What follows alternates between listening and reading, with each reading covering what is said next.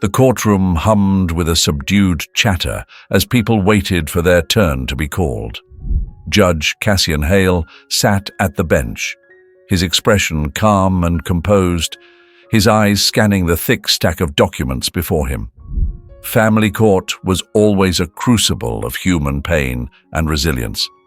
But after over 2 decades on the bench, Cassian had mastered the art of emotional distance. He listened to heartbreaking accounts of fractured families and lost childhoods without allowing them to erode his objectivity. His reputation as the most unflappable judge in the city was well earned. Years of painstaking effort and unwavering commitment to justice had shaped his career. His rulings were known for their fairness and adherence to the law. Yet, for all his professional success, Cassian's personal life was an empty canvas. Divorced, childless, and deeply private, he poured every ounce of his energy into his work. Outside the courtroom, his existence was a predictable cycle of early mornings, late nights, and an ever-present sense of longing he couldn't quite articulate. Today's docket was daunting, filled with intricate cases involving children in foster care.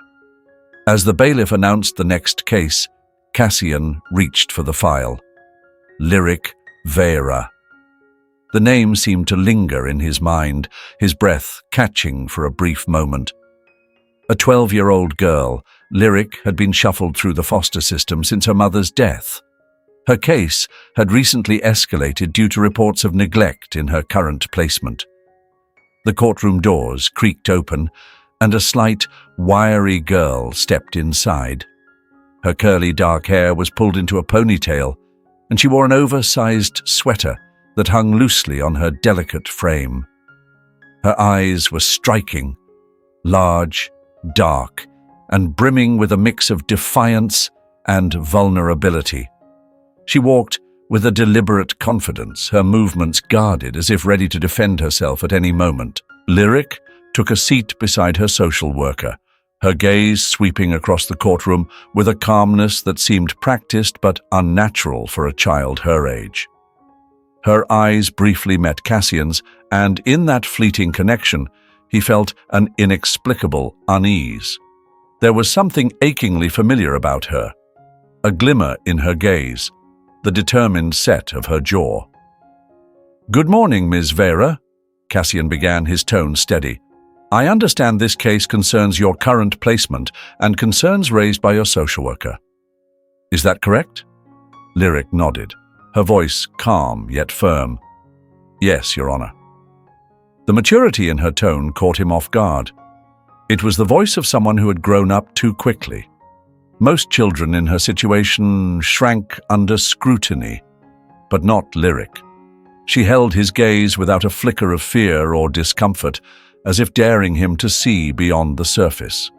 The social worker began explaining the case, recounting how Lyric had been removed from her previous foster home due to neglect. She described the child's intelligence, resilience, and fiercely independent nature. But Cassian found his attention drifting back to Lyric herself. There was a gravity to her presence, a sense that the words being spoken didn't fully capture who she was. When the floor was opened for her to speak, Lyric rose from her seat unprompted, her voice unwavering. "Your Honor," she began, "I know people look at me and think I'm just another foster kid who needs saving, but I don't want pity. I just want someone to listen." Cassian raised an eyebrow, intrigued.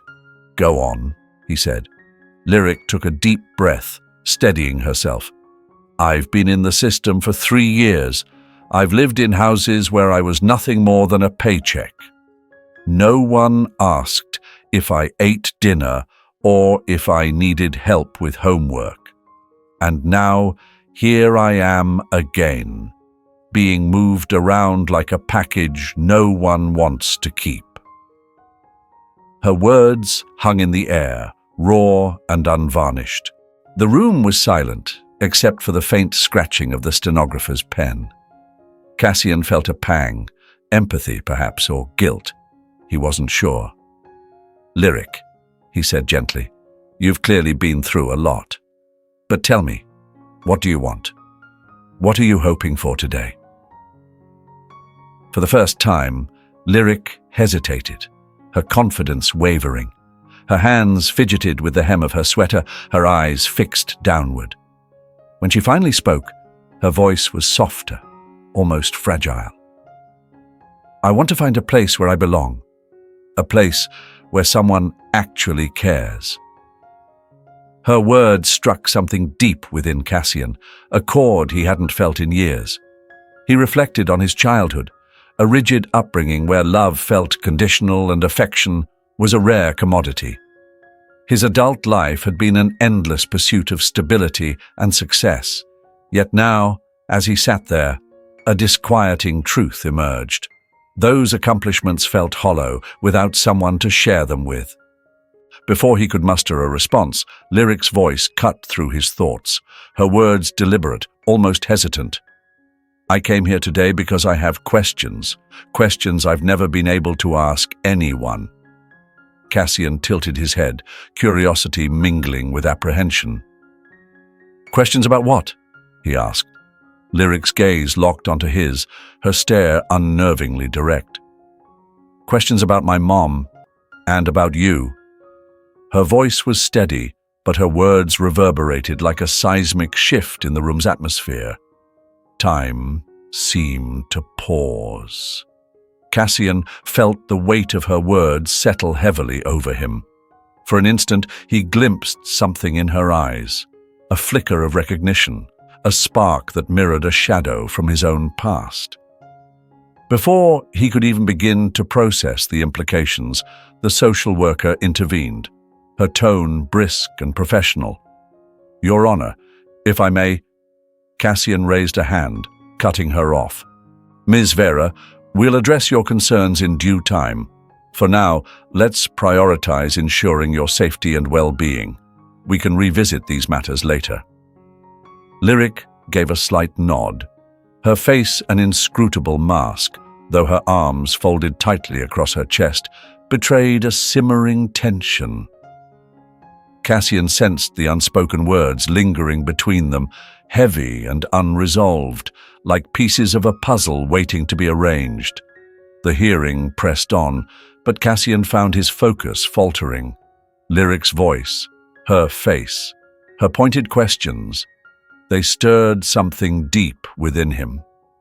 Though he couldn't yet articulate it, he knew instinctively that this case was different. She was different. And whatever this difference was, it carried the weight of inevitability, a certainty that his life was about to veer onto an uncharted path. The courtroom was still abuzz with the ripple effects of Lyric's audacious declaration during the earlier session. Judge Cassian Hale had called for a brief recess, retreating to his chambers under the guise of collecting his thoughts. But even there, her words followed him, relentless. I came here today because I have questions about my mom, and about you. Sitting at his desk, he stared at the papers before him, the neat lines of text dissolving into meaningless swirls. Cassian had always prided himself on his measured rationality, his ability to separate personal emotions from professional obligations. Yet, Lyric, with her defiant confidence and probing eyes, had unraveled his carefully constructed detachment. There was something about her, something painfully familiar and impossible to ignore. Leaning back in his chair, he exhaled slowly, his thoughts slipping into a past he rarely allowed himself to revisit. Years ago, long before he had ascended to the bench, there had been a woman, Seraphine. Her name alone was enough to stir old emotions. She had been vivacious and magnetic, her laughter an infectious melody, her smile bright enough to illuminate the darkest corners of his life. They had met during his first year of practicing law, a time when ambition overshadowed every other aspect of his existence. But Seraphine had been different. She challenged him, forcing him to confront the rigidity of his priorities. Their time together was brief, fleeting. circumstances tearing them apart before they could become more. He hadn't thought of her in years, but now, sitting in his chambers, the possibility that Lyric's piercing questions might be tied to Seraphine shook him to his core. Was it possible? The knock on the door jolted him from his reverie. "Your Honor, we're ready to resume," the bailiff announced. "Thank you," Cassian replied, adjusting his tie and forcing his expression back to its practiced neutrality. Whatever storm brewed within him, he could not let it spill over into the courtroom. Personal speculation had no place in his judgment. Returning to his seat, Cassian cast a glance at Lyric, who sat with her arms crossed and her posture defensive. Yet her eyes, sharp and unrelenting, watched him like a hawk circling its prey. He scanned the notes before him, a stark chronicle of her life, a child who had weathered unimaginable loss, from her mother's death to the instability of bouncing through foster care. 12 years of hardship laid bare in a few impersonal lines, but the notes failed to capture her essence. The intelligence that gleamed behind her questions, the quiet bravery that fortified her voice, or the gravity of her earlier words. Cassian cleared his throat, his voice steady as he addressed the court.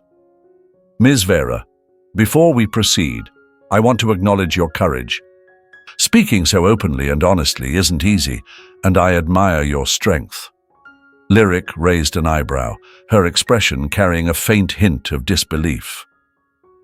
"I've had to learn to speak up for myself," she replied evenly. "No one else is going to do it for me."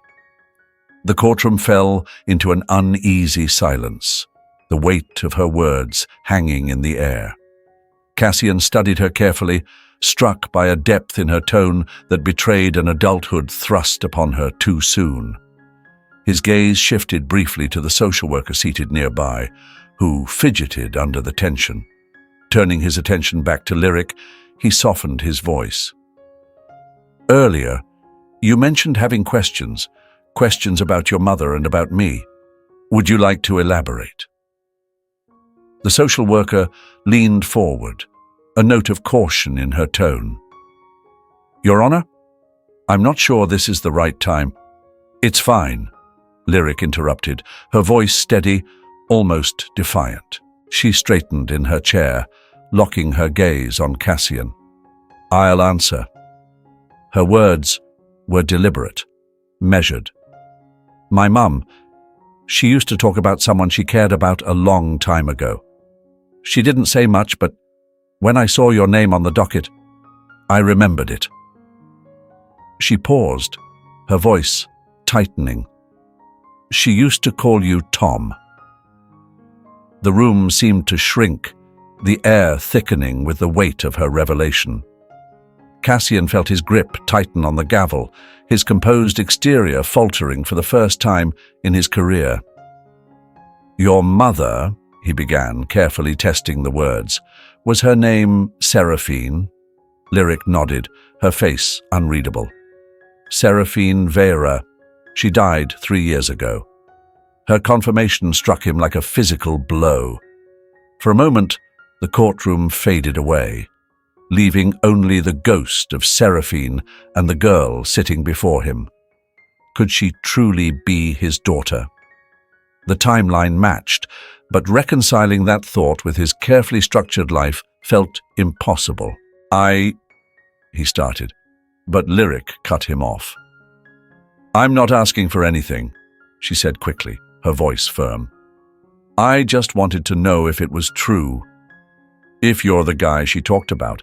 If you're—" She hesitated, her words trailing off, as if even finishing the sentence might shatter the fragile moment. Cassian took a deep breath, his mind racing. He had no proof, no DNA test, nothing to definitively tie him to her, and yet there was something in her demeanor, a familiarity he couldn't ignore. His chest tightened with a pang of recognition he couldn't explain away as coincidence. "Lyric," he said finally, his voice measured but laced with emotion. "I can't give you an answer right now, but I promise you this.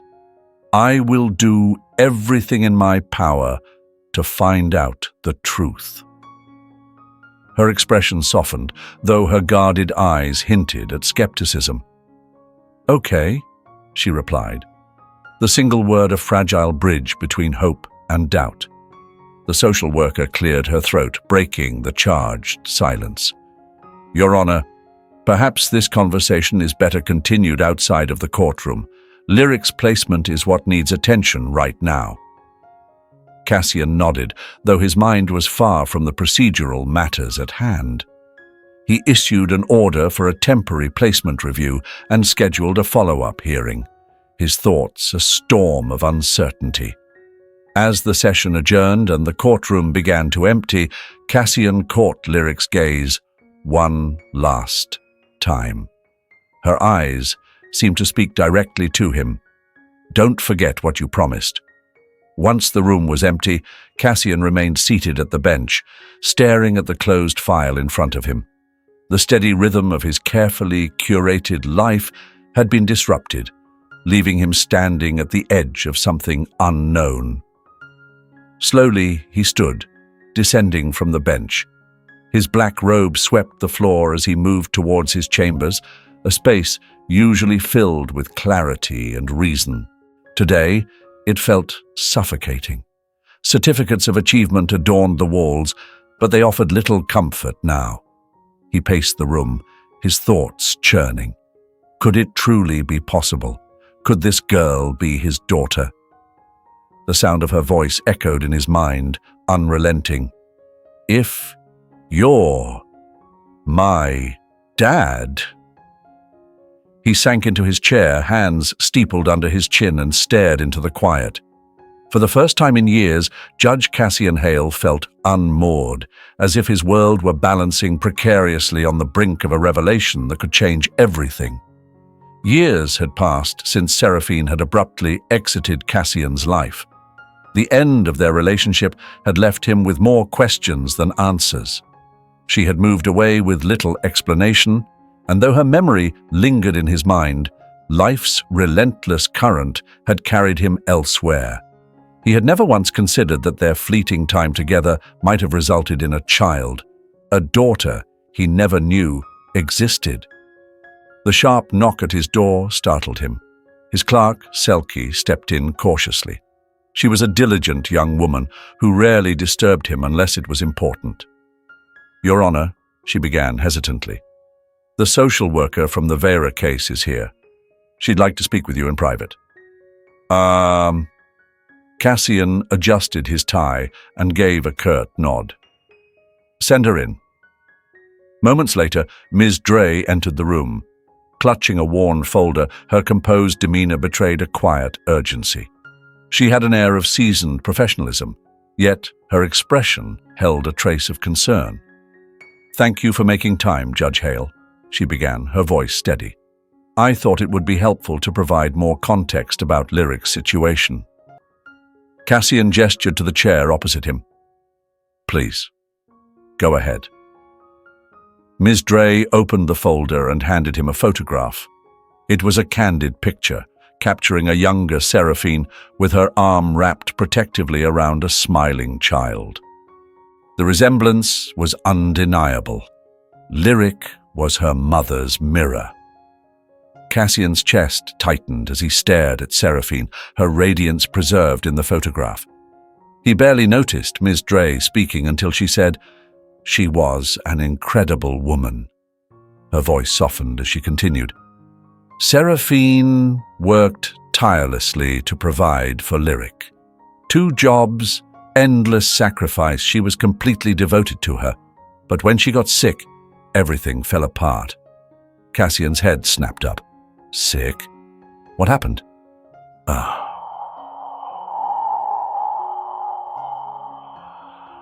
Ms. Dre said gently.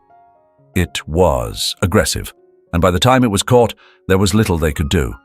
She passed about 3 years ago. Since then, Lyric's been in foster care. Seraphine had no close family, so Lyric's been shuffled from home to home." The weight of her words hit Cassian like a freight train. While Seraphine had fought her hardest battle, he had remained oblivious, wrapped in his career and distant priorities. His fists clenched as guilt and regret surged through him. "Did Seraphine ever mention me?" he asked, his voice strained. "Did she say anything about who Lyric's father might be?" Ms. Dre hesitated before nodding. "She did. She told me you were a good man, but that you didn't know about the baby. She didn't want to disrupt your life." Cassian closed his eyes, her words cutting deeper than he expected. Seraphine's quiet decision to shield him from this truth had shaped not only her life, but Lyric's as well. Years of opportunities to reconnect had slipped away, leaving only the stark reality of what could have been. When he finally spoke, his voice was resolute. "I need to know more about Lyric, about her life. And I need to find out if I'm her father." Ms. Dre nodded. "A paternity test would be the logical first step, Your Honor. But I should warn you, this won't be easy. Lyric's been let down by many people. She's learned to rely only on herself because she's had no choice. If you want to be part of her life, you'll need to earn her trust. And that will take time." Cassian inhaled deeply, steadying himself. "I understand," he said firmly, "but I'm not turning my back on her. Not now." The following day, Cassian arranged a private meeting with Ms. Dre and Lyric in his chambers. When Lyric entered, her movements were cautious, her sharp eyes scanning the room. Without the weight of the courtroom setting, she seemed smaller, more vulnerable. But her hardened expression betrayed the walls she had built to protect herself. "You wanted to see me?" she asked, her tone wary and clipped. Cassian gestured toward a chair, inviting her to sit, but she crossed her arms and remained standing. He chose not to press her. Instead, he took a breath and prepared to start the most important conversation of his life. "Lyric," Cassian began, his tone steady but laced with emotion. "I want to thank you for being honest with me yesterday. What you said about your mother, about me, it's a lot to process. But I believe we owe it to each other to find out the truth." Her eyes narrowed, sharp and guarded. "So, you don't believe me?" "It's not that," Cassian said quickly, shaking his head. "I just want to be absolutely sure. A paternity test will give us the answers we need." Lyric shrugged, her face a careful mask of indifference. "Fine. Do whatever you need to do." The cold detachment in her voice stung, and Cassian felt a pang of sadness. He could tell she was trying to protect herself, to act as though none of this mattered. Yet, beneath her stoicism, he caught a fleeting glimpse of hope she couldn't quite conceal. "I also want to get to know you," he said, his voice softening. "No matter what the test says, I want to understand your story. I want to hear about everything you've been through." For a moment, Lyric hesitated, her defenses wavering. Then, slowly, she sat down across from him, though her posture remained rigid. "There's not much to tell," she said finally, her voice quiet but firm. "My mom was amazing. She worked so hard even when she got sick. She always told me I was special, that I could do anything if I put my mind to it. But when she died..." Her voice faltered, cracking slightly, and she quickly looked away, blinking hard. Everything fell apart. Cassian swallowed hard, a lump rising in his throat. "I'm so sorry, Lyric," he said gently. "Your mother sounds like an incredible woman. I wish I had known her." Lyric turned to him, her eyes blazing with a mix of anger and yearning. "Why didn't you?" she demanded, her voice trembling. "If you cared about her, why didn't you stay in her life?" The question hit Cassian like a blow to the chest. He wanted to explain, to tell her about the career demands, the misunderstandings, the missed chances. but he knew none of it would change the fact that he hadn't been there when she needed him most. "I don't have a good answer," he admitted, his voice thick with regret. "But I want to make things right now." Lyric studied him for what felt like an eternity, her gaze piercing. Finally, she nodded, though her voice remained quiet. "Okay, but I'm not going to wait around for you to figure it out. I've had enough people let me down." Her words were sharp, cutting deep, but Cassian didn't flinch. He understood her caution, her reluctance to trust, and he knew that earning her trust would take time. He was determined not to fail her. For the first time in years, his purpose felt clear. He was going to be the father Lyric deserved, no matter how long it took.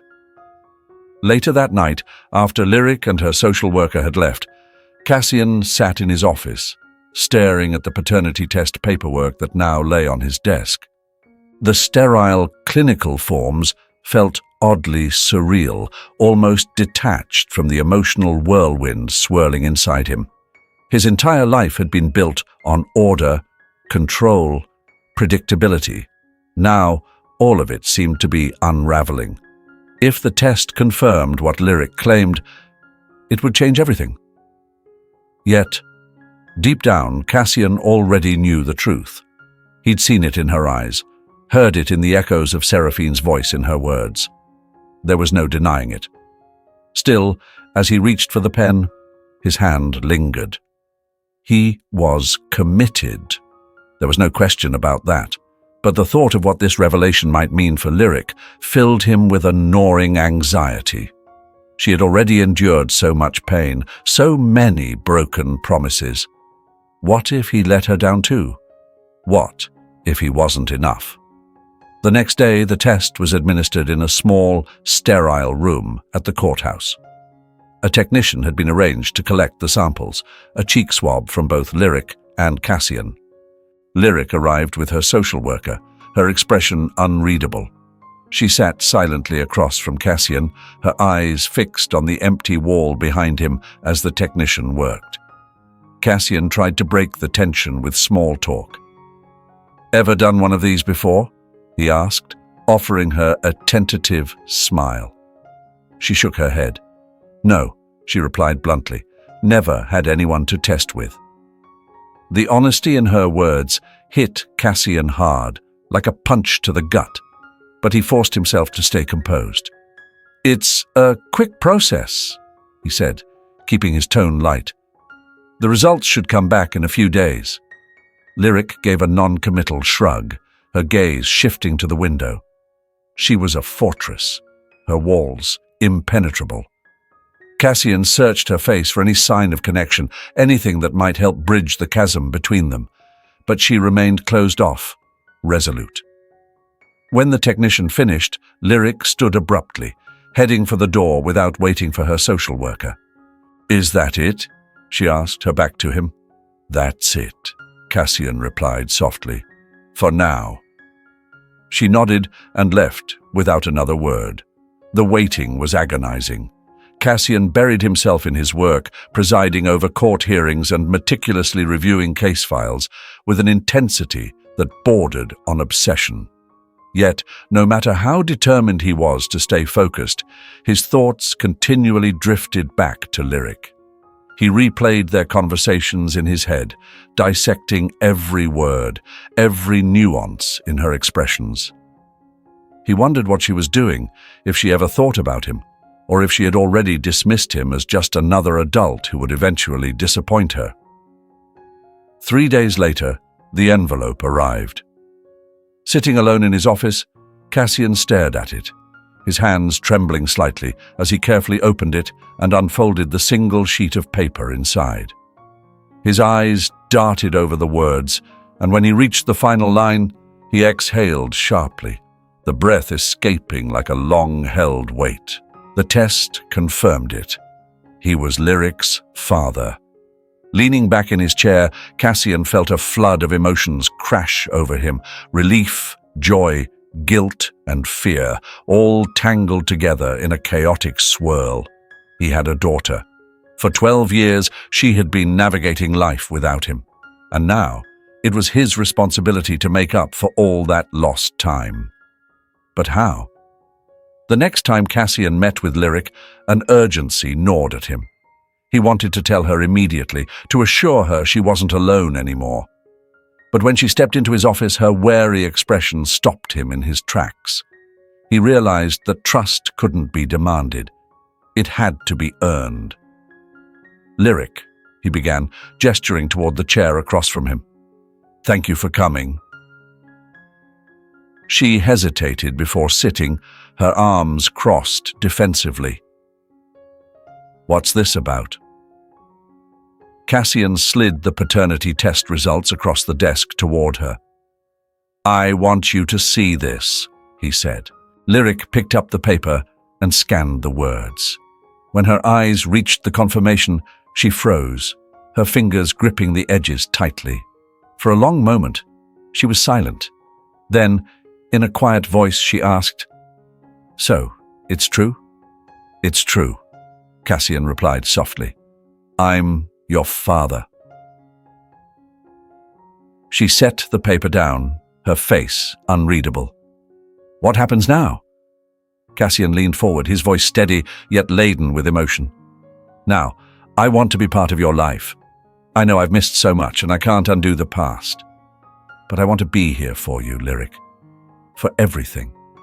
Whatever you need, I'll do my best to give it to you." Her gaze sharpened, piercing and filled with suspicion. "Why now?" she demanded.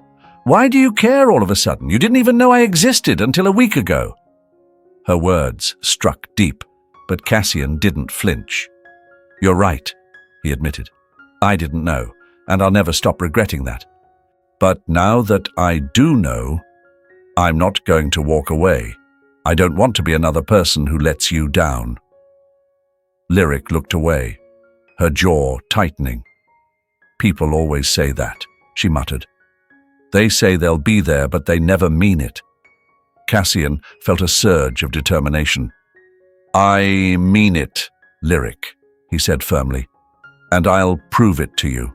I know it's going to take time, but I'm not going anywhere." She didn't answer right away, but he caught a glimpse of something in her, small, fragile cracks in the walls she had built around herself. A faint flicker of hope she seemed almost afraid to acknowledge. Finally, she stood, her voice quiet but resolute. "Okay," she said. "We'll see." In the days that followed, Cassian set out to keep his promise. He arranged outings with Lyric, taking her to local diners and coffee shops. He attended meetings with her social worker to discuss her foster placement and worked tirelessly to ensure her needs were met.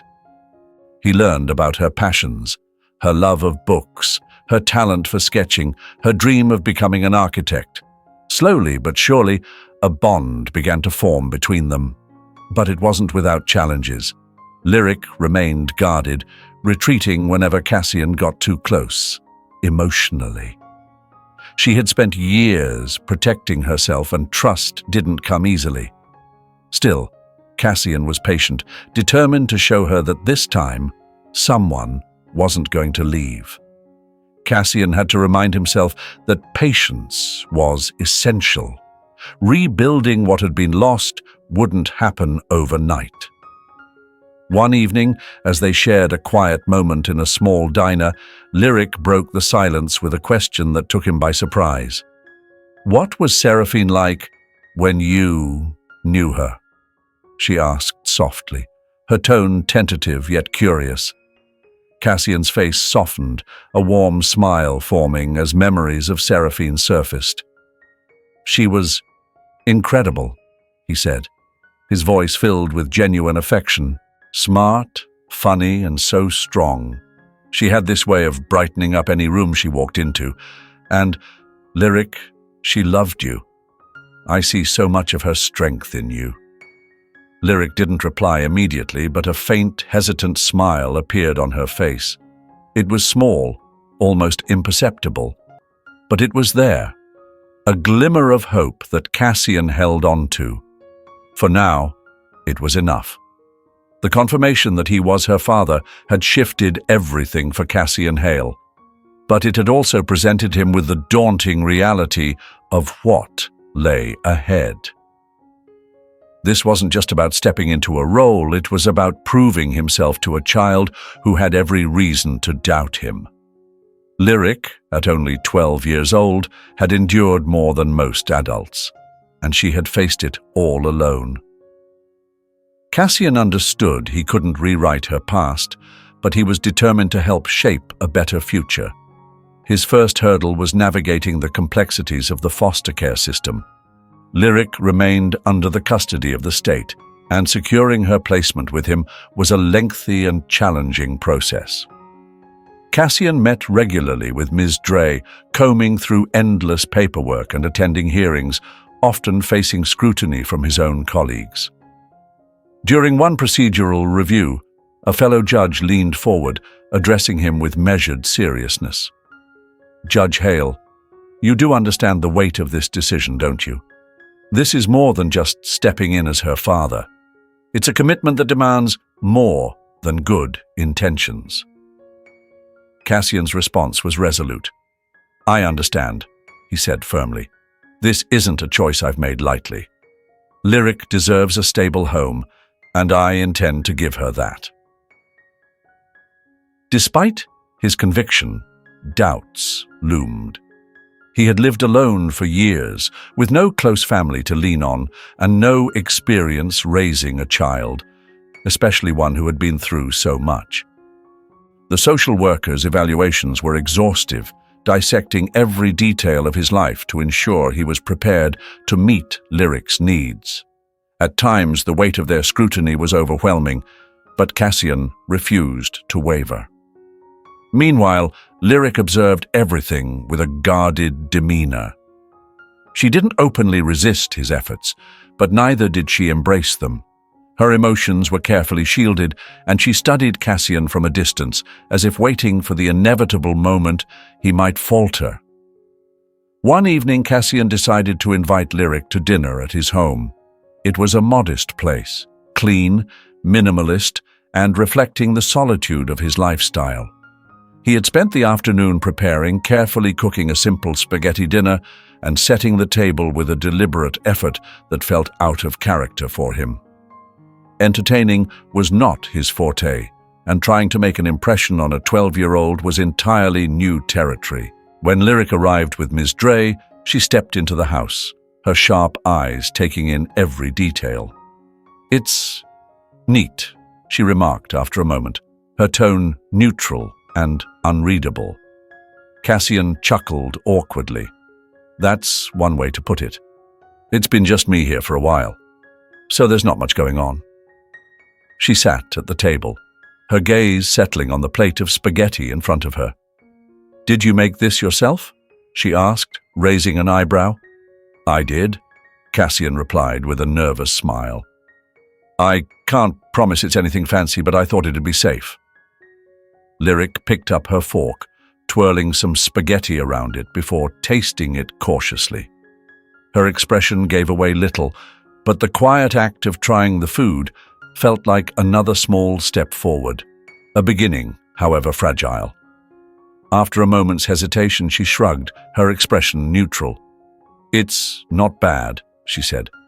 Cassian let out a breath he didn't realize he was holding, a wave of relief washing over him. It was a small win, but one he would gladly take. As they ate, he tried to bridge the gap between them, asking Lyric about her favorite foods, hobbies, and memories from school. Her answers were curt but measured, offering just enough to keep the conversation afloat, though she held him firmly at arm's length. After dinner, they moved to the living room, where Cassian retrieved an old photo album he'd unearthed earlier. "I thought you might like to see some pictures," he said, placing the album between them. "These are from when I was younger, back when I first started out as a lawyer." Lyric leaned in slightly, her interest piqued. As she flipped through the pages, she stopped at a photo of Cassian in his 20s, donning a graduation cap. Another showed him standing confidently outside the courthouse on his first day as a practicing attorney. Her fingers hovered over a group photo where a younger Cassian stood with several friends. Her voice softened as she pointed at a woman in the picture. "That's her," Lyric said quietly. "That's my mom." Cassian's throat tightened, his emotions suddenly raw. He nodded, his voice tinged with reverence. "Yes, that's Seraphine. She was amazing. She had this gift for making everyone feel like they mattered. I didn't get to spend as much time with her as I wished, but the time I did have meant everything." Lyric stared at the photograph, her fingertips lightly tracing its edge. After a long silence, she said, "She used to tell me stories about you." "She did?" Cassian asked, his heart aching with both longing and gratitude. "Yeah," Lyric continued. "She said you were smart, but stubborn, that you always thought you were right about everything." A rueful smile tugged at Cassian's lips. She wasn't wrong. Lyric's gaze lifted to meet his, her expression softening. "She also said you were kind, that you cared about people, even if you didn't always show it." The words struck him deeply, a bittersweet gift. He had often wondered how Seraphine remembered him, if she thought of him at all after they went their separate ways. To hear this through Lyric felt like a connection to a chapter of his life he thought was lost forever. "Thank you for sharing that," he said softly. "It means more to me than you know." Lyric's attention returned to the photo. After a moment, she murmured, "She would have liked this. You trying to be a dad." A lump formed in Cassian's throat, a complex mix of gratitude and guilt. "I hope I can live up to that," he replied earnestly. "I know I have a lot to figure out, but I'm willing to try, if you'll let me." Lyric didn't respond immediately, her silence contemplative rather than dismissive. It felt like a turning point, the faintest crack in her guarded demeanor. In the weeks that followed, their fragile relationship began to evolve. Cassian committed himself fully, showing up for Lyric in every way he could. He attended her school meetings, cheered her on at soccer practice, and even sat by her side while she worked on art projects at the kitchen table. Slowly but surely, her walls began to crumble. She started to share slivers of herself, her dreams, her insecurities, and cherished memories of her mother. One evening, as they sat together in the living room, Lyric glanced at him, a faint smile playing on her lips. "You're not as bad at this as I thought you'd be," she remarked. Cassian chuckled, the warmth of her words flooding his chest. "I'll take that as a win." Lyric's smile grew, and for the first time, Cassian felt the stirrings of something real, something that resembled a family. It wasn't perfect, and challenges still loomed, but in that fleeting moment, he knew they were moving in the right direction. The days after Lyric's tentative acceptance brought a delicate balance of hope and uncertainty. The bond they were building required constant care, and Cassian found himself navigating emotions he had never confronted before. For years, he had thrived in the structured world of law, where every action led to predictable outcomes. Parenting, however, was a chaotic, unpredictable journey, where no manual could offer the right answers. The first real test came when Lyric had an argument with her foster family. Though the arrangement was only temporary while Cassian worked through the legal process to gain custody, it was evident the setup was far from ideal.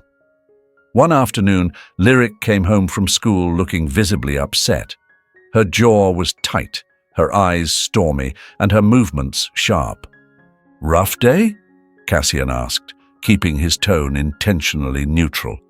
He had learned through experience that pushing Lyric too hard when she was in a mood only made things worse.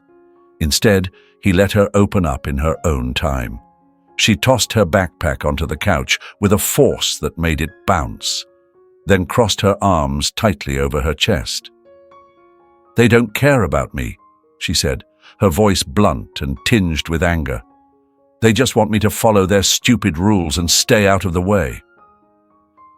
Cassian leaned against the kitchen counter, raising an eyebrow. "Do you want to tell me what happened?" he asked, careful to sound more curious than confrontational. Lyric hesitated, her fingers fidgeting against her arms, before she finally spoke. "I wanted to stay after school to work on a project," she admitted, her tone laced with frustration. "But they wouldn't let me. They said I had to come straight home, like I'm some little kid who can't take care of herself." Cassian listened closely, hearing not just the frustration in her voice, but the hurt that lay beneath it. "Sounds like you felt they didn't trust you," he said gently. Lyric nodded, her gaze fixed firmly on the floor. "It's always like that," she muttered. "Every time I try to do something for myself, someone's there to tell me no. Like I haven't spent my whole life figuring things out on my own." Cassian stepped closer, his voice calm and steady. "You've had to grow up faster than most kids," he said. "It's not fair, and I wish it hadn't been that way for you. But you don't have to do it all alone anymore, Lyric. You've got people who want to help." She looked up at him then, her expression a mix of defiance and vulnerability. "I don't know how to do that," she admitted quietly. "Let someone else help me, I mean." Cassian smiled, his chest tightening at her honesty. "It's okay to take your time," he assured her. "We'll figure this out together." The following week brought a new hurdle. Cassian had scheduled a home visit with the social worker, Ms. Dre, to discuss the possibility of Lyric moving in permanently. It was a crucial step, and Cassian had spent hours preparing. He scrubbed every surface, organized paperwork down to the last detail, and even set up a small bedroom for Lyric, wanting it to feel like her own space. When Lyric arrived with Ms. Dre, she took one look at the room and frowned. "It's pink," she said flatly. Cassian blinked, suddenly second-guessing his decision to paint the walls a soft pink and add a floral bedspread. "I thought it might make the room feel warm," he said, his voice uncertain. "I'm not really a pink person," Lyric replied, crossing her arms. "It's fine, though." Ms. Dre gave Cassian an amused look, but said nothing. Clearing his throat, Cassian nodded. "Okay," he said. "We can change it to something you like. No big deal." Lyric's lips twitched into the faintest of smiles, and for the first time Cassian felt like he might be starting to understand her. The home visit itself was nerve-wracking. Ms. Dre meticulously inspected every corner of the house, asking pointed questions about his plans for Lyric's education, emotional well-being, and how he intended to balance parenting with his demanding job. Cassian answered thoughtfully, though inside he felt the weight of her scrutiny. Afterward, as Lyric explored the backyard, Ms. Dre pulled Cassian aside. "You're doing well," she said, her tone encouraging. "But this won't be easy. Lyric's been through a lot, and she's not going to let her guard down overnight." Cassian nodded. "I know," he said firmly, "but I'm not giving up on her." "That's good to hear," Ms. Dre replied. "Just remember, consistency is key. She needs to see that you're in this for the long haul." In the weeks that followed, Cassian worked hard to prove his commitment.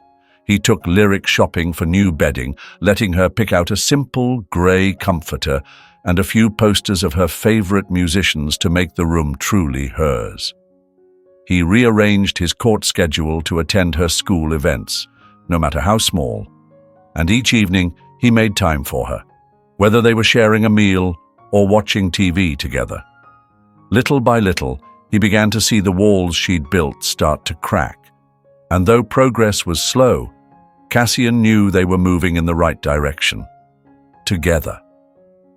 Their conversations began modestly, with Lyric sharing snippets about her schoolwork, and Cassian recounting tales from his early days as a budding attorney. Yet over time, their exchanges deepened. Lyric started to open up about her mother, about the ache of losing her and the loneliness of feeling unseen in the foster care system. "I used to think it was my fault," she confessed one night, her voice so soft it was almost lost in the quiet. "Maybe, if I'd been better, she wouldn't have gotten sick." Cassian felt a pang in his chest at her words. "Lyric, what happened to your mum wasn't your fault," he said, his voice steady but full of emotion.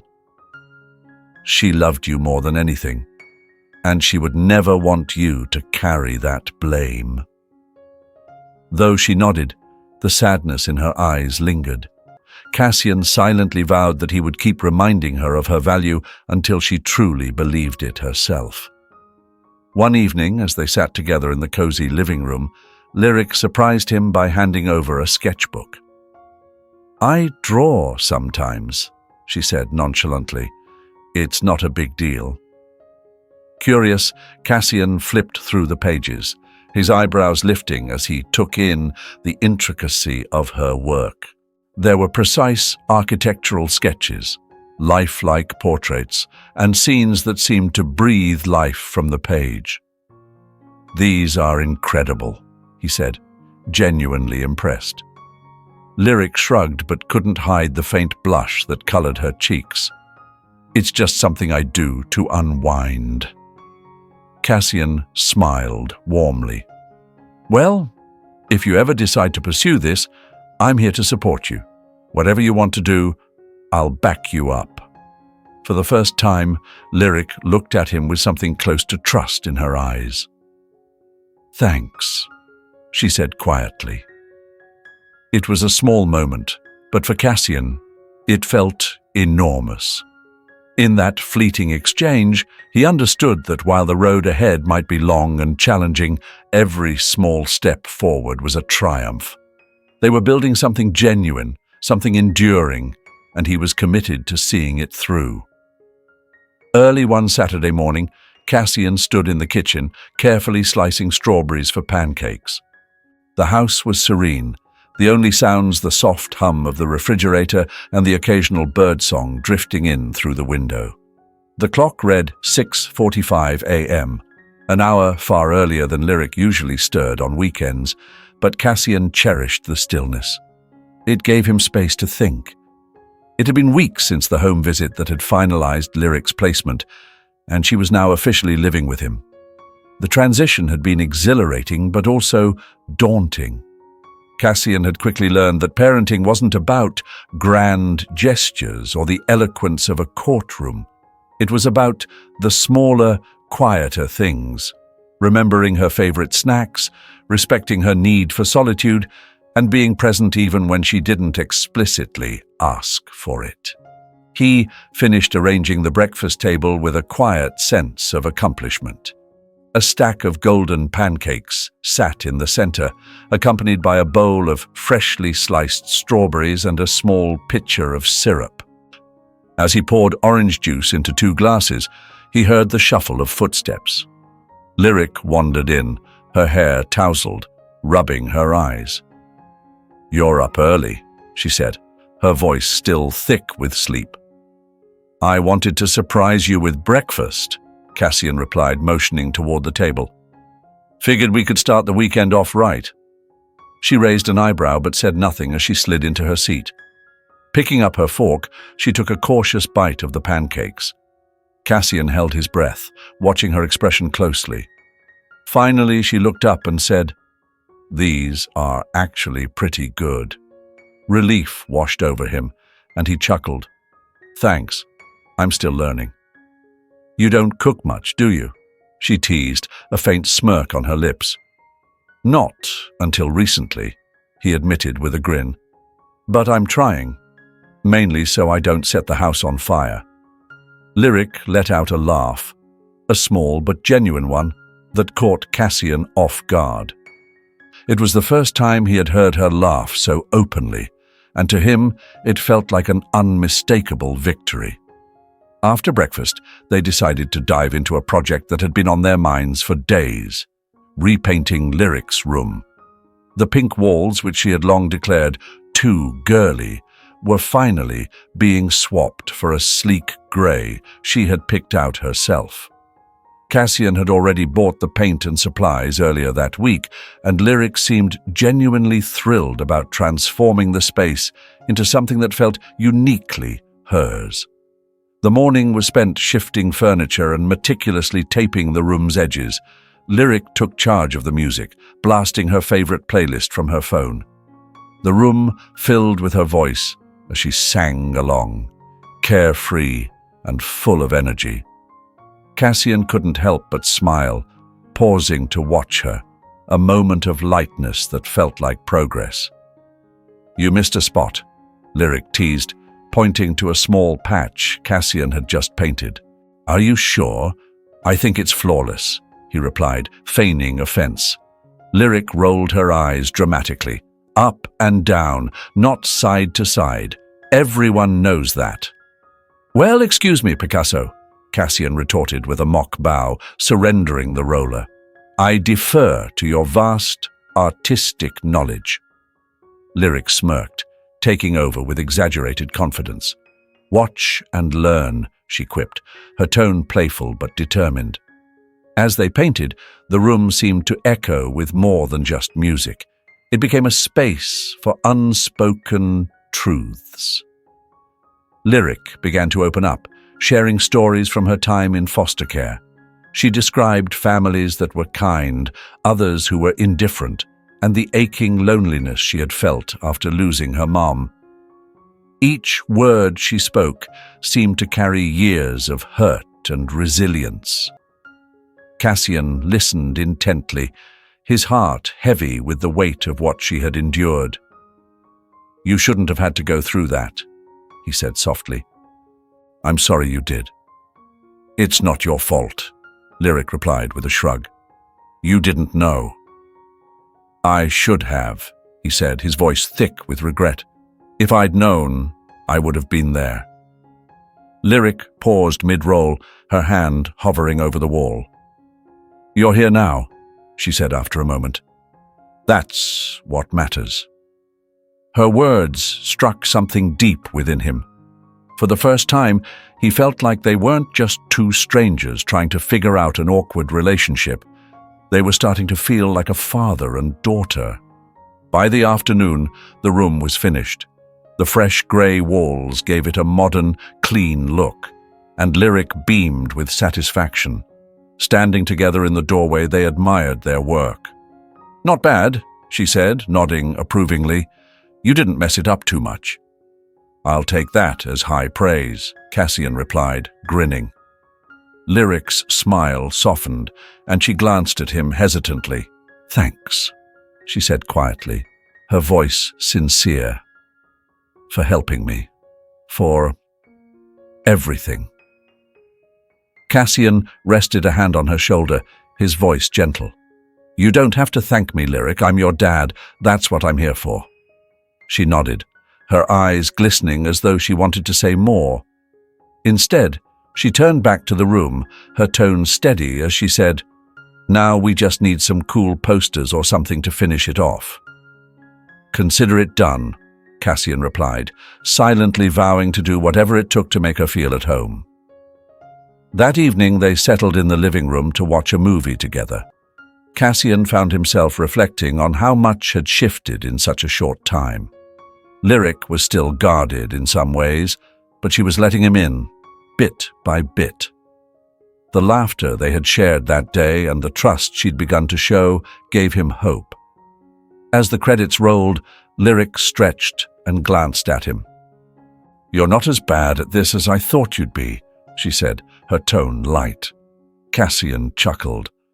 "I'll take that as glowing feedback." She smiled, and for the first time, he felt they were truly on the same page. It wouldn't always be easy. There were bound to be bumps in the road. But they were building something real. For Cassian, that was everything. Their new life together wasn't seamless, but with every day came new opportunities for growth, challenges, and small victories. Together, they were learning to create something stronger than either of them had imagined. As the weeks rolled by, their lives began to settle into a rhythm. Mornings were a blur of activity as Cassian balanced his responsibilities at the courthouse, with ensuring Lyric had a hearty breakfast and everything she needed for school. Evenings, in contrast, were quieter, often spent cooking together or chatting about her day. But the most meaningful moments emerged when they were least expected. Those rare occasions when Lyric let her guard down, revealing glimmers of the vibrant, imaginative young girl she was growing into. One evening, Cassian walked into the dining room to find Lyric deeply engrossed in her sketchbooks. Pencils and erasers lay scattered around her as she hunched over a page, her concentration so complete she didn't even notice his presence. "What are you working on?" he asked gently, careful not to interrupt her flow. Lyric glanced up briefly, then returned her gaze to her drawing. "Just a design for a school project," she replied, her tone casual. Intrigued, Cassian pulled out a chair and sat across from her. "Can I take a look?" She hesitated, her eyes darting between him and the sketchbook, before finally turning it toward him. The page was alive with intricate drawings of a futuristic building, every line meticulously shaded and annotated with notes about materials and structural details. "This is amazing," Cassian said, his voice brimming with genuine admiration. "You've got a real gift, Lyric." She shrugged nonchalantly, though a faint smile played on her lips. "It's just something I do for fun." "It's more than just fun," Cassian insisted. "This kind of work takes years of training for most people. Have you ever thought about becoming an architect?" Lyric's expression softened, though her eyes held a touch of sadness. "My mom used to say that," she murmured. "She thought I could be an architect if I wanted." "She was absolutely right," Cassian replied warmly. "You can be anything you want to be. If architecture is your passion, I'll do whatever I can to help you achieve it." For a moment, Lyric didn't respond, but her eyes betrayed a mixture of surprise and gratitude. She wasn't used to such encouragement, and Cassian could see how much his words meant to her. "Thanks," she whispered, her voice barely audible but filled with sincerity. A new challenge arose when Lyric brought home her progress report.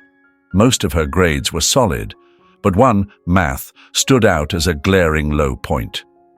Cassian reviewed the paper calmly, knowing that any hint of criticism might shut her down. "Do you want to talk about this?" he asked, sliding the report across the table toward her. Lyric glanced at it, her posture stiffening defensively. "It's just one subject," she said sharply. "Math isn't really my thing." "I get that," Cassian said with a nod, keeping his tone neutral. "But if it's giving you trouble, we can figure out a way to make it easier. What do you think about getting a tutor?" Lyric rolled her eyes. "I don't need a tutor. I can handle it." Cassian leaned back, choosing not to push.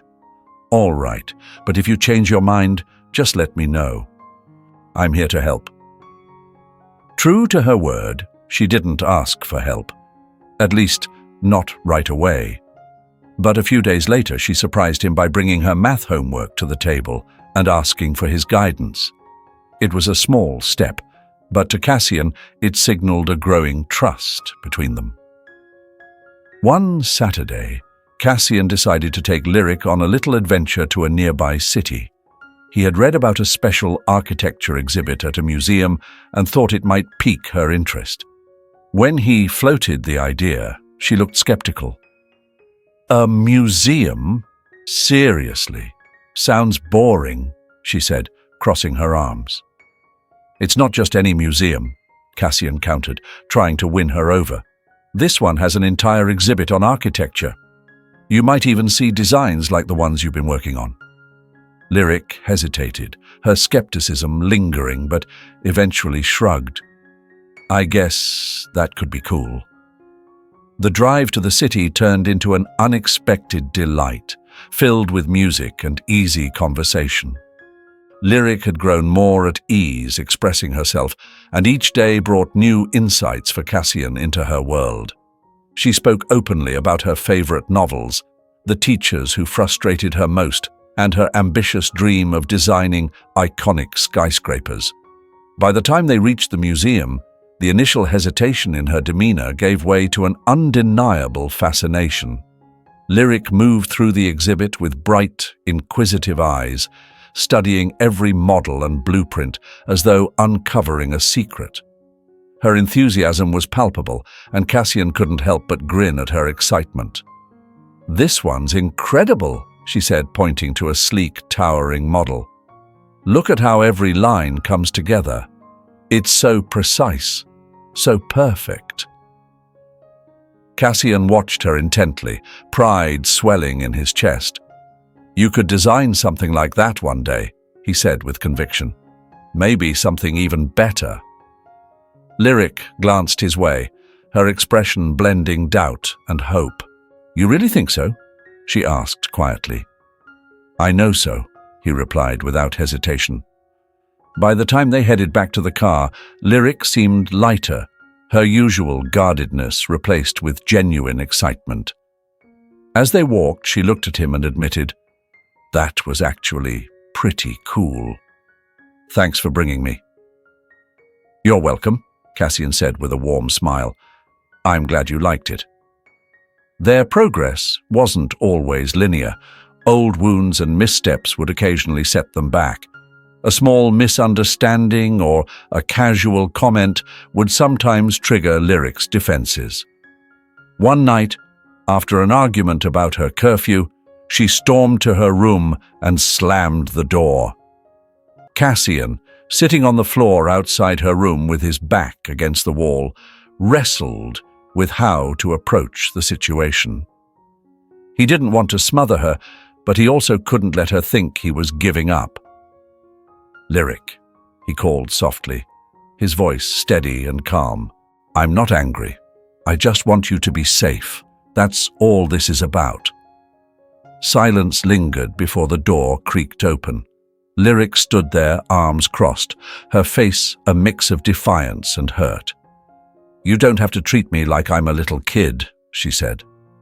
"I'm not," Cassian answered, his tone patient but firm. "But my job is to look out for you, and sometimes that means having rules. It's not about trust, it's about caring." Lyric sighed, her shoulders easing. "I'm not used to this," she admitted, her voice softer now. "Having someone care this much." "I know," Cassian said gently, "but you've got me now, and I'm not going anywhere." A faint smile played on her lips as she nodded. "Okay," she whispered. Each interaction like this brought them closer, their bond deepening with shared moments and honest conversations. Cassian knew the road ahead wouldn't be without its challenges, but for the first time, he felt certain they were building something real, imperfect, but authentic. As the months passed, their relationship found a steady rhythm. What had once been awkwardness gave way to warmth, though not without occasional bumps in the road. Cassian discovered that gaining Lyric's trust required more than consistency. It demanded patience, humility, and the willingness to admit when he got it wrong. One crisp evening, Cassian sat in the bleachers of a middle school gym, watching Lyric on the basketball court.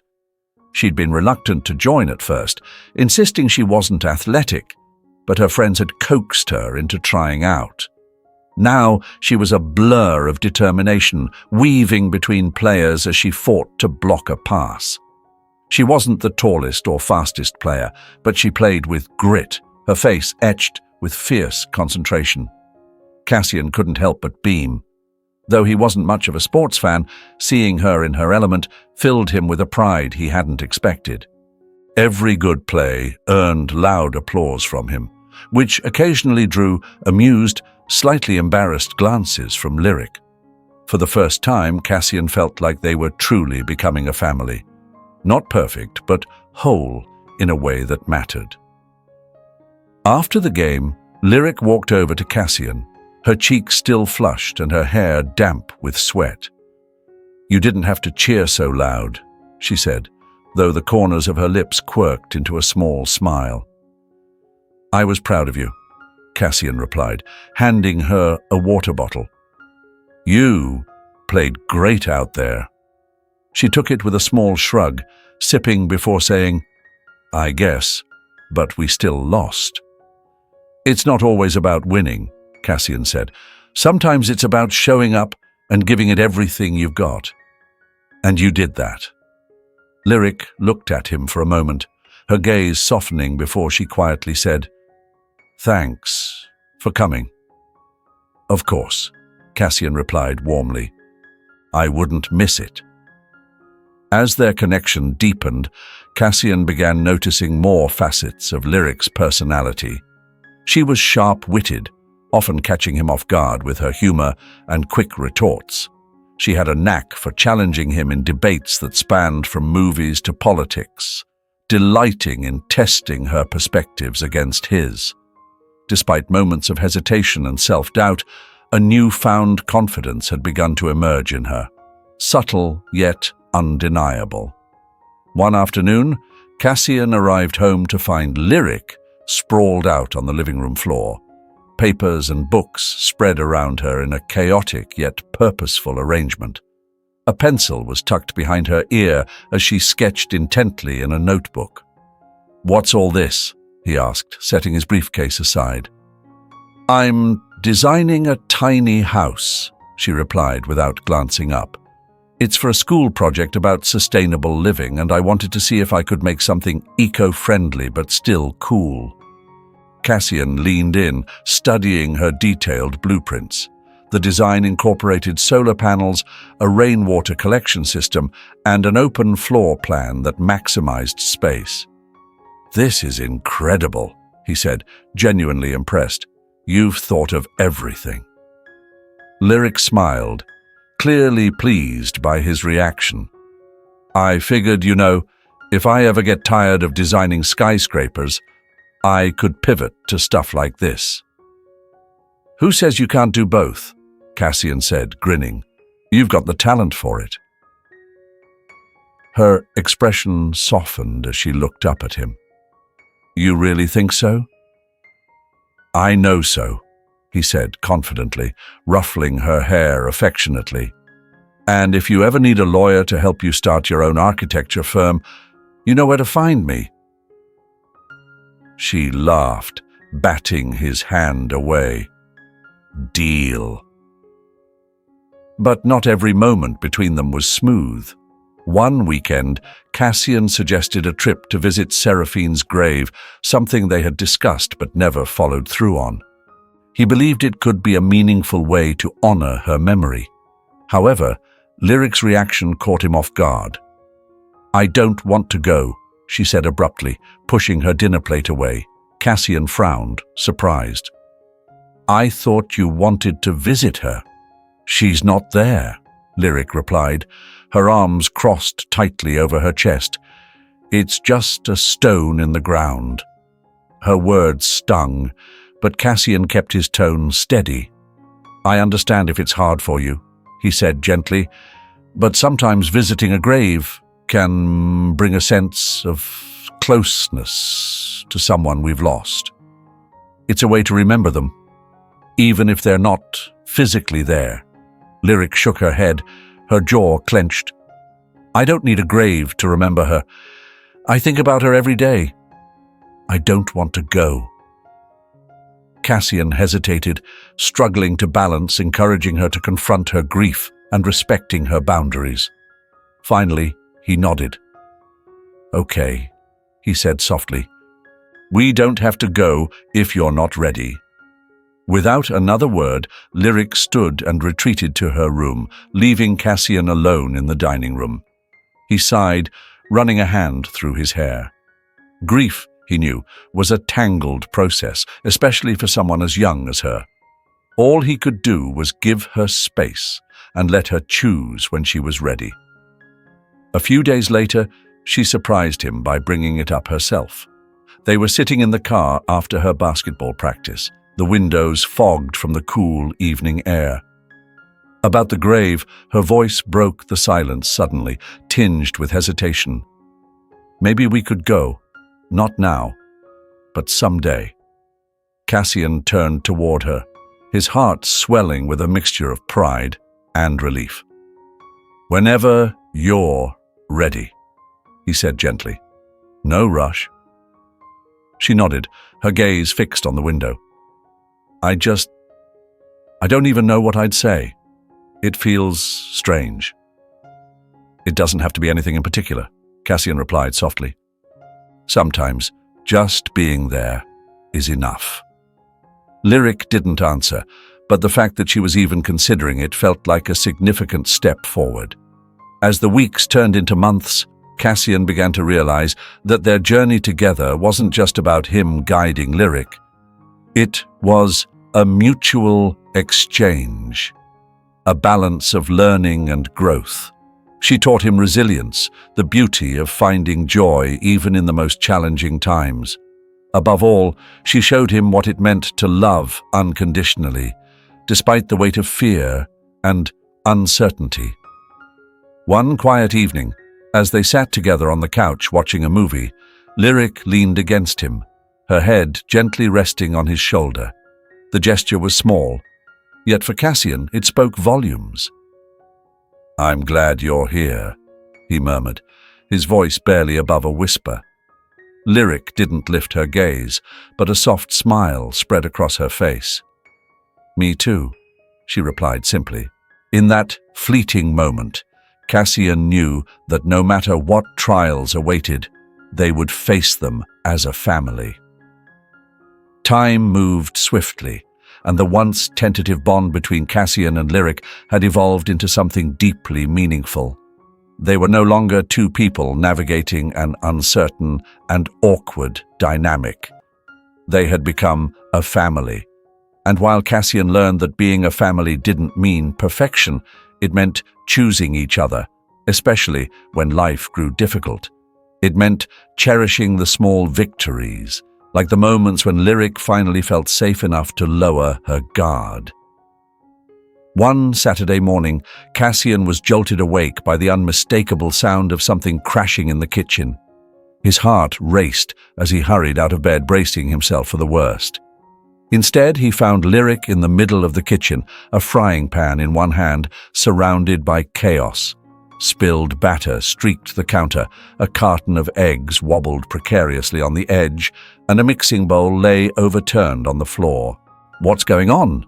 he asked, taking in the scene with equal parts amusement and confusion. "I was trying to make pancakes," Lyric admitted, gesturing to the mess with a sheepish grin. "It didn't exactly go as planned." Cassian chuckled, reaching for a towel. "You know you could have just woken me up, right?" "I wanted to surprise you," she said, crossing her arms with mock indignation. "Apparently, I'm not as talented at this as you are." "Well," Cassian said with a grin, picking up the bowl and placing it on the counter. "Rule number 1 of pancakes. Don't stir so hard that the bowl takes flight." Lyric rolled her eyes but couldn't suppress a smile. "Noted." "Tell you what," he offered. "Let's make them together. I'll even share my pancake secrets." She raised an eyebrow, feigning skepticism. "Secrets? Like not setting them on fire?"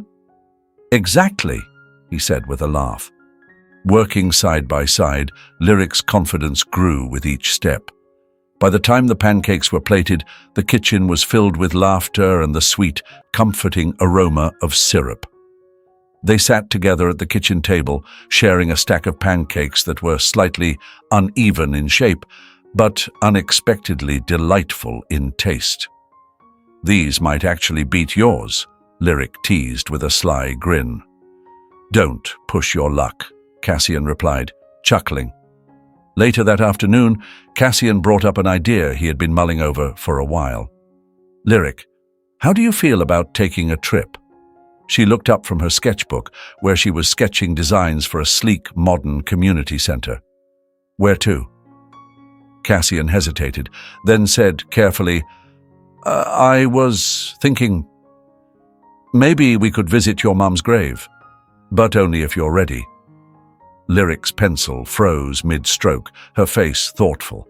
After a pause, she nodded slowly. "I've been thinking about that too," she admitted. "I think I'm ready. I don't know what I'll say or feel, but it's time." Cassian felt a swell of pride at her courage. "Whenever you're ready," he assured her. The following weekend, they set out on the journey.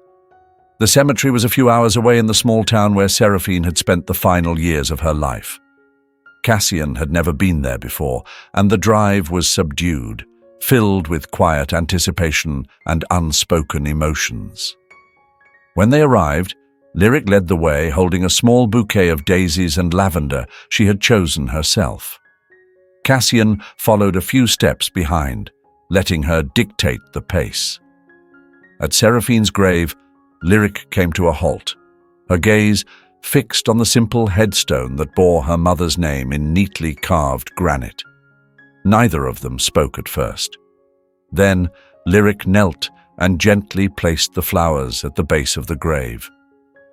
"Hi, Mom," she said, her voice steady but carrying a thread of emotion. "I'm here, and I'm okay."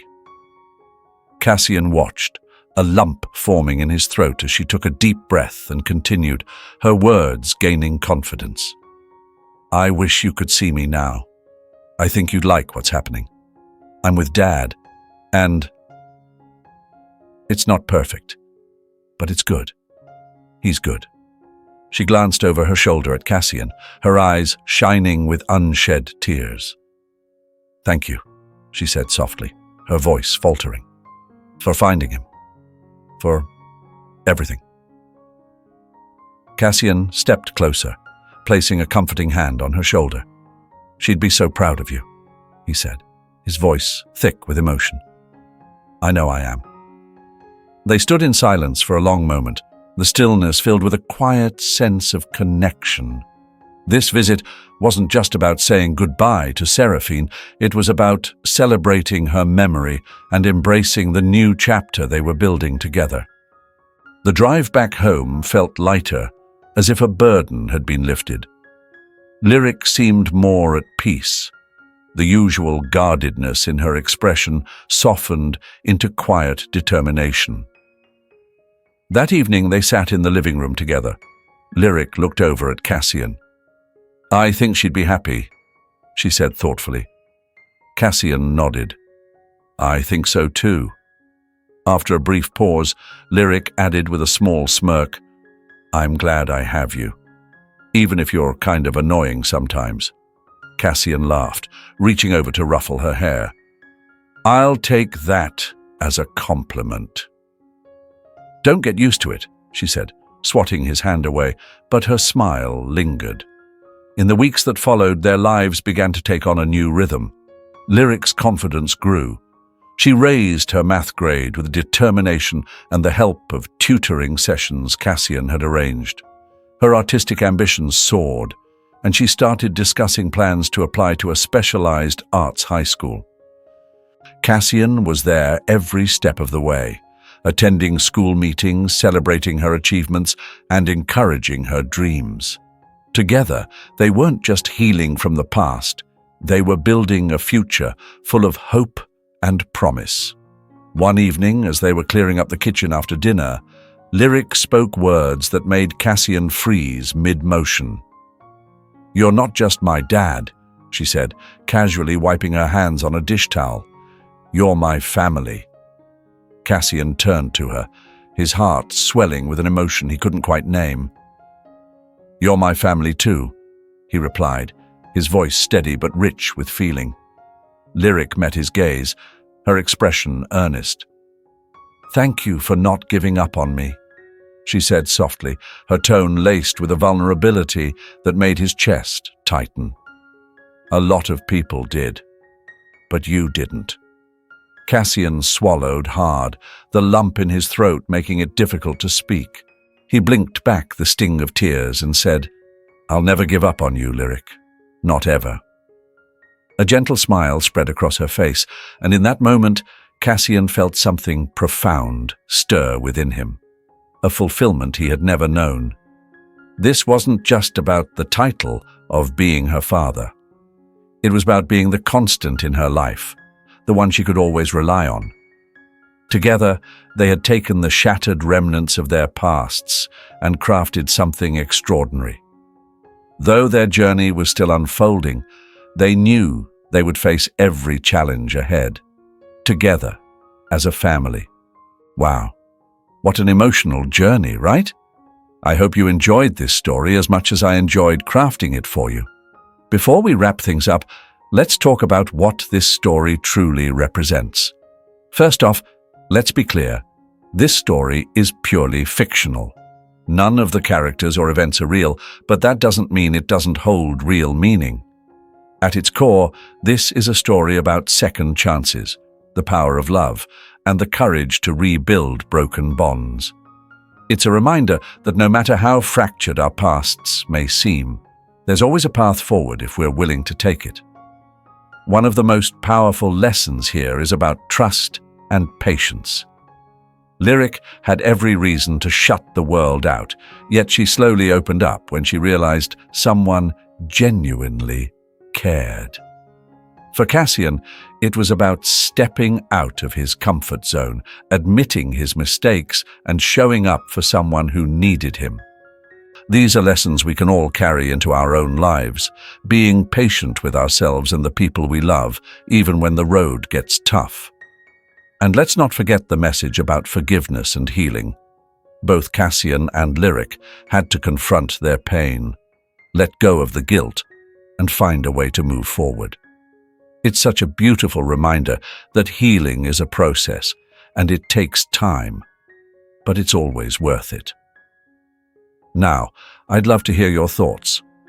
What part of the story resonated with you the most?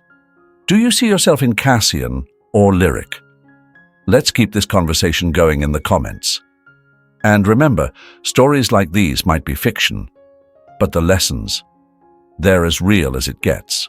Thank you for being here with me, and I'll see you in the next one.